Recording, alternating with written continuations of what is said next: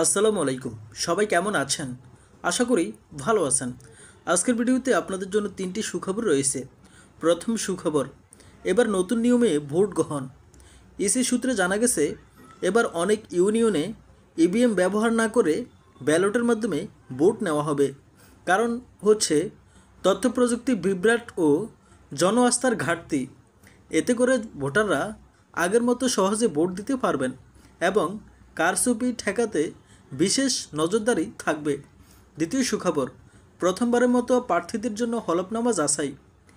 এবার যারা চেয়ারম্যান ও মেম্বার পদে প্রার্থী হবেন তাদের হলফনামায় দেওয়া তথ্য নির্বাচন কমিশন যাচাই করবে।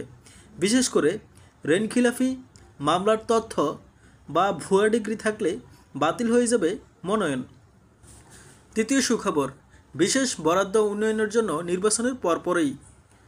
স্থানীয় সরকার বিভাগ থেকে জানা গেছে, আগামী নির্বাচনের পরেই নির্বাচিত ইউনিয়ন পরিষদে উন্নয়ন প্রকল্পের জন্য বিশেষ বাজেট বরাদ্দ দেওয়া হবে। যেসব এলাকায় নির্বাচিত প্রতিনিধি ভালো কাজ করবে তারা পাবে অগ্রাধিকার। বন্ধুরা, আপনি কি এবারের ইউনিয়ন পরিষদ নির্বাচনে ভোট দিতে যাচ্ছেন? কেমন প্রার্থী চান কমেন্টে জানান।